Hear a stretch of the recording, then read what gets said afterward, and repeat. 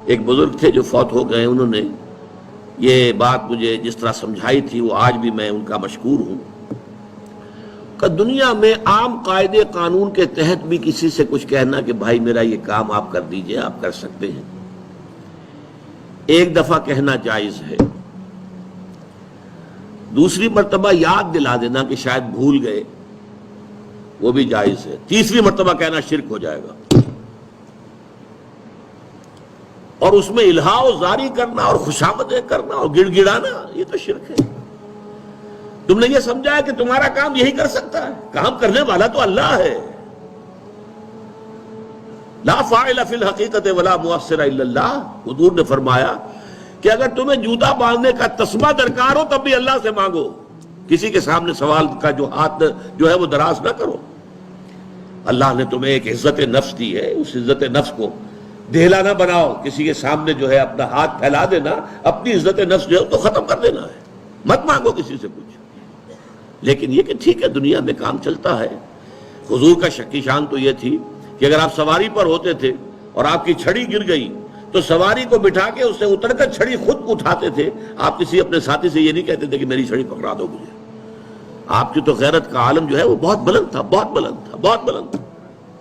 لیکن دنیاوی عام طریقے سے یہ کہ ٹھیک ہے بھئی آپ ایک کام ہے آپ کر سکتے ہیں، یہ کر دیجیے، اس نے کہہ دیا ٹھیک ہے میں کروں گا، پھر بھول گیا یا کچھ اور ہوا، دوسری مرتبہ یاد دہانی کرا دی، تیسری مرتبہ جو ہے انہوں نے کہا کہ پھر اس میں شرک کی بو آنے لگتی ہے کہ معلوم ہوتا ہے کہ آپ نے سمجھا ہے کہ اسی کو اختیار حاصل ہے، یہی مقتدر ہے،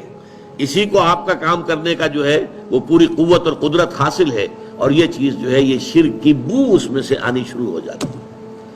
لیکن یہ ہے معاملہ سارا جو اسباب عادیہ کے تحت، اس سے ماورا آپ کسی کو نہیں پکار سکتے۔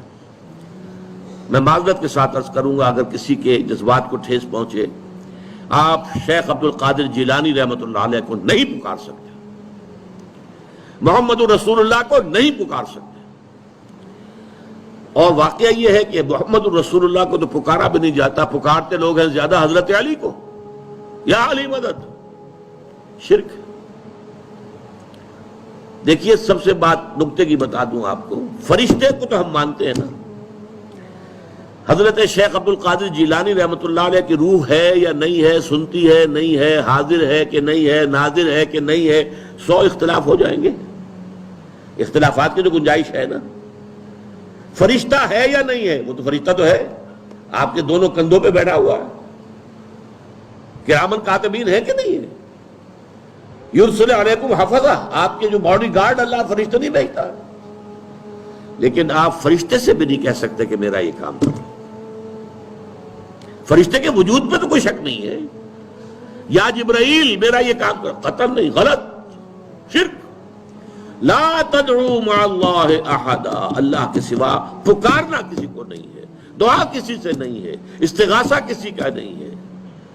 استعانت کسی سے نہیں ہے، استمداد کسی سے نہیں ہے، استنصار کسی سے نہیں ہے